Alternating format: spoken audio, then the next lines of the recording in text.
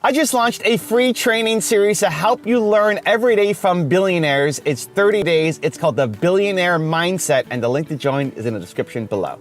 So to celebrate, please enjoy this video from Oprah from our vault. All these years, I have made a fortune, really, being myself. Just be yourself. You're a unique snowflake. Yes, amazing, but how? And my wife really taught me that vulnerability is not weakness. That I had to be vulnerable, but I had to be authentic at the same time.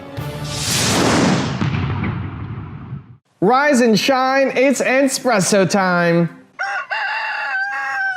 I wake up every morning. Espresso keep me going. I wake up every morning. Grab your coffee and sip on today's message from Oprah Winfrey. Also, if you want to learn how to have more confidence, check out my 254 series. It's free. The link is in the description below. The real work is to figure out where your power base is. They think that success is supposed to happen like that. Beauty of my life, Edward, is that from, I'd say, 32, 33 on, I figured out how to be myself completely on television. And all these years, I have made a fortune, really, being myself. So I'm never not me. I'm never not the person that you see. You know, there are days when I am more open and warm than others. And one of the things that actually caused me in 1991 to get my own plane, I was in the airport and I was just minding my own business. And a woman came up and she said, "You're not acting like you do on TV." Oh. And I said, "What's that?" She says, "Well, on TV, you're hugging everybody and you're just sitting here and you're not hugging away." I'm just sitting here, ma'am, I'm just waiting on the plane. So if I'm in an airport, I'm not necessarily walking around hugging people, okay? But I am just always just myself. Just be yourself is one of the most common pieces of advice that you hear from successful people. Just be yourself. Everyone else is taken. Just be yourself. You're a unique snowflake. Yes, amazing, but how? How do I do it? How do I find it? And once I find it, how do I have the confidence to actually live it? How? Give me the how. You're in luck. I'm gonna give you the 3-step process on how to actually find out who you are and have the confidence to live it. We're gonna go through 3 steps: who, why, how. Your who, your why, your how. You figure that out, you're set up for life. It's one of the most powerful exercises you will ever do in your life. Let's dig in. Number 1, your who. Your who is your one word, most important core value. What is your single most important core value? Mine is belief. When you understand what you stand for, you're less likely to be pulled in other people's directions. So quick tips on how to find it. What's your favorite movie of all time?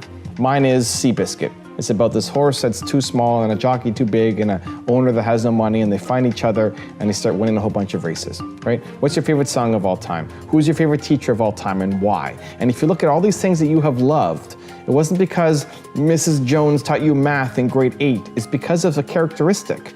There's a common thread between all the things that you love that make you happy. That's your one word. That's your most important core value. When you figure that out, now you can live a life on purpose and bring those things to you. So for me, believe, I'm not gonna make a video that's trashing somebody.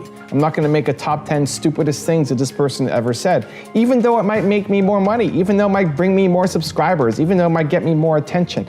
I don't wanna do it because it's anti-belief.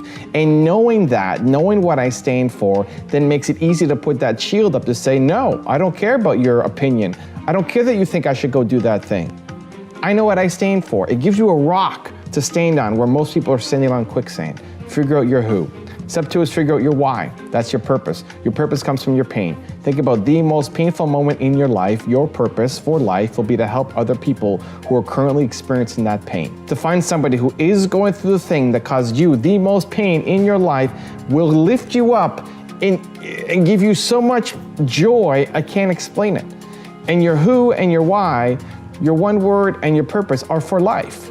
So for me, my why, my purpose is helping entrepreneurs because I struggled so much as an entrepreneur, because I turned down huge jobs to make $300 a month and earn 30% of a company. And I hated my life. Like I felt worthless. I felt like I wasn't giving any value. It sucked. I eventually made it through, and I want to help entrepreneurs because I remember struggling so much as an entrepreneur. I don't want other people to have to struggle the same way that I struggled. And so my one word is believe. I could believe in anybody. I could believe in lots of people. Everybody needs believing in, but I love helping entrepreneurs more because that's where I came from, because that was my biggest struggle. It's my biggest pain. And so think about your most painful moment of all time. Helping the people who are currently experiencing the thing that you went through is going to be the thing that will fill you up for life. Your who and your why are for life. They will never change. They're with you for life. And so it's worth going through that thought experiment to find it, because most of America has no idea what they stand for and what their purpose is. Step 3 is your how. Now it's figuring out, how did you get through the thing that you went through, right? I struggled as an entrepreneur. The thing that saved my business was modeling Bill Gates. How did Bill Gates build a software company? That's what I had. I had a software company. I wasn't working. I copied Bill Gates' strategies, applied it to my business, had my first sale shortly after for $13,500. It may not seem like a lot of money, but for me, it was money. It was money. It was bank. Like, holy cow, something's actually working. And so ever since then, that was when I was 19, 20 years old. Ever since then, whenever I don't know what to do, I model success. I model Bill Gates' success and put that to my company. I had success. And so what have I done for the past 20 years? Made content, made videos. Look at my channel, profiling different successful entrepreneurs to model their success. The path that I use to get out of the hole is the path that then I teach. The path that you use to get out of the hole that you're in becomes the path that you teach. It's a system. It's replicatable. You can teach other people how to do it, because a lot of the people who are struggling with the thing that you struggled with, they never find their way out. You can help them by showing them the path that you took. And so your who, your why, your how. When you figure that out, that's how you are yourself. And now you've got this amazing rock to stand on. When other people think you should go do something else, you don't care. It doesn't hit you. It bounces off you because you're confident in yourself. And so yes, be yourself. And it's gonna come up over and over and over and over again. Look at the top 10s, look at the Espressos, look at all the videos, look at the interviews, look at the people that you look up to. They're all gonna say, just be yourself. But how? This is the process. Figure out your who, figure out your why, figure out your how. Go through those 3 steps and you're set up for life. And I'm so pumped to see the journey that you go on. Now I've got a really special bonus clip that I think you're gonna enjoy, but before that, question of the day, I wanna know, what is your why? What was the most painful moment in your life, and how is that now transitioned into something that's gonna be the greatest joy in your life, helping others? Tell me in the comments below. Once football ended and the entertainment thing kind of happened, I had to learn, like, you can't fight your way out of things. You have to think your way out of things. And I noticed how my wife behaved. And I noticed how women behave. Because women have to think their way out of all kinds of situations. Whereas guys we can muscle our way through and do all this stuff and whatever. But I realized that was not getting me anywhere. And my wife really taught me that vulnerability is not weakness. That I had to be vulnerable, but I had to be authentic at the same time. And she would always, always talk to me and tell me that, Terry, and she would always tell me the truth. Like, there's nothing more valuable than somebody who's gonna speak the truth into your life. And she would constantly tell me, this is wrong. The way you're acting right now is awful. And I'm just like, what? I'm like all these other guys, because that's what guys do. You compare yourself to all the other guys. And you say, but compared to them, I'm good, right? And she's like, I'm done. I'll never forget the first time I had a big job. I remember I got a big movie and whatever, and I remember I was walking around at this party and I had a cigar. And I was walking around and I had the swag, I had the whole thing. She was like, okay, you can stay over there. I'm gonna be over here. And I was like, what are you talking about? What, I'm winning. And she was like, no, baby, nope. And I was like, whoa. And I realized just in those little ways, I was losing her. And so I had to put the cigar down, and I would come back over there, and she said, now that's my Terry. I was like, oh, wow. You don't plan ahead, so Yes. we ought to be right in the pocket today. I feel like if I planned ahead, you wouldn't be hearing me. You'd be hearing something I prepared. And if I was doing something that I prepared, it would be because I want to get something from someone. We say, am I doing this right? Am I doing this wrong? That question implies there is a right or wrong way. And how do you measure that? Like, did it sell something? Did people like it? Did I get approval from the audience?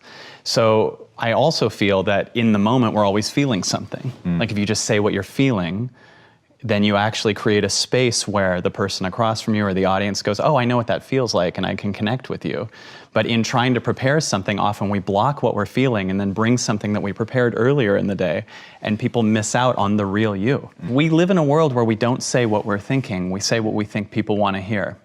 So if you get into an elevator and there's someone that you're attracted to that gets on the elevator and you're trying to think of the right thing to say, what would happen if you looked at the person and said, I'm trying to think of something to say to you? Like, that's actually true. Right. And how attractive would that be if a person is, I'm trying to think of the right thing to say to you? Like, there's vulnerability in that, there's possibility, they get to co-create with you. But most people don't say that. They instead say what they think the person wants to hear, right? So we instead look at this person and go, there sure is weather outside. And they're like, yes, and there was weather yesterday too. And now you're two phony people, and this is who you're gonna marry. That's the world we live in, right? I'm gonna marry this person after starting the entire thing off inauthentically. So for me, not preparing is so much easier and so much more true, and there's so many amazing moments from that, right? And people go, I don't know how you do that. And I remind people, well, when you go to a restaurant, you don't have a set list. You don't sit there and think, first I'll ask them if they have pets and if they like ice cream. You'll actually just say what you feel. And in that space, you have a 2-hour off-the-cuff conversation. So that's all we're doing. If you want another awesome video in our Black Excellence series, check out the video right there next to me. I think you'll enjoy it. Continue to believe, and I'll see you there.